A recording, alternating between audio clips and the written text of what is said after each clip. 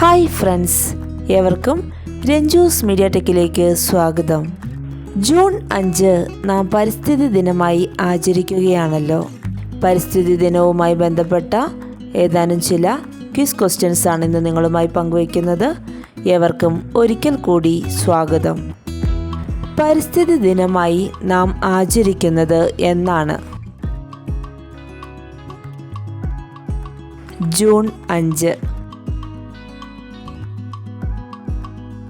2025 വർഷത്തെ ലോക പരിസ്ഥിതി ദിനത്തിൻ്റെ ആതിഥേയത്വം വഹിക്കുന്ന രാജ്യം ഏതാണ്?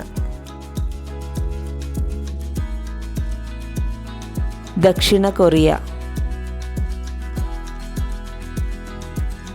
പരിസ്ഥിതി ദിനം ആദ്യമായി ആചരിച്ച വർഷം? 1974.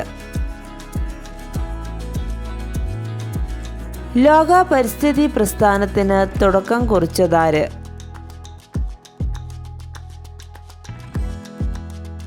Rachel Carson. റേച്ചൽ കാർസൺ രചിച്ച പുസ്തകം ഏത്? നിശബ്ദ വസന്തം. ദക്ഷിണ കൊറിയ ഇതിനു മുമ്പ് ഏത് വർഷമാണ് ലോക പരിസ്ഥിതി ദിനത്തിന് ആതിഥേയത്വം വഹിച്ചത്?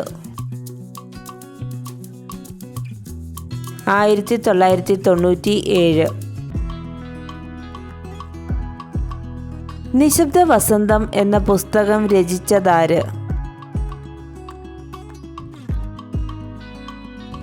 Rachel Carson.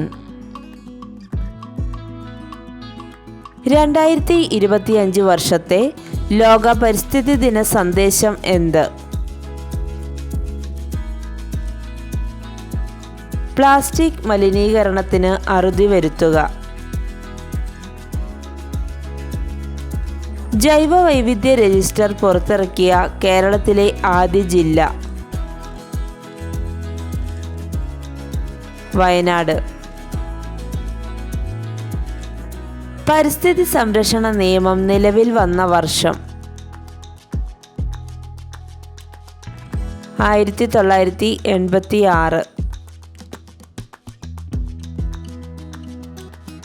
ഇക്കോളജി എന്ന വാക്ക് ഉപയോഗിച്ചത് ആര്?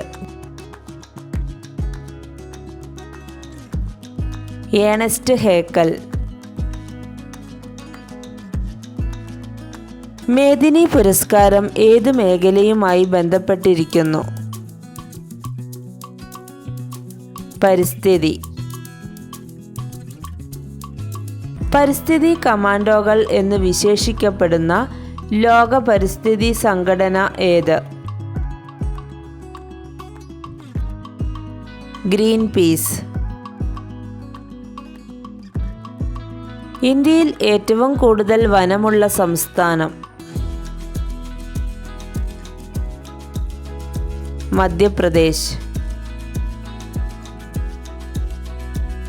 കേരളത്തിൽ ഏറ്റവും കൂടുതൽ വനഭൂമിയുള്ള ജില്ല ഏത്? ഇടുക്കി. കേരളത്തിൻ്റെ ജൈവ ജില്ല? കാസർഗോഡ്.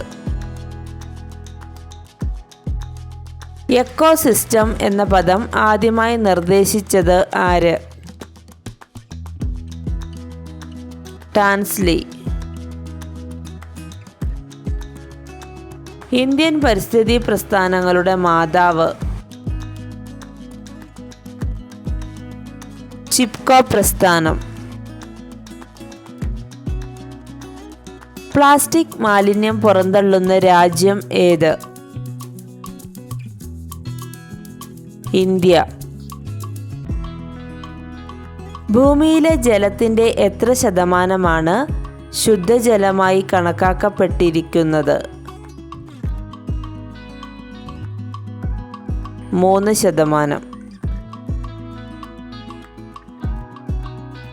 ദേശീയോദ്യാനം ഇല്ലാത്ത ഇന്ത്യൻ സംസ്ഥാനം ഏത്? പഞ്ചാബ്. ലോക പരിസര ദിനം എന്ന്? ഒക്ടോബർ 7.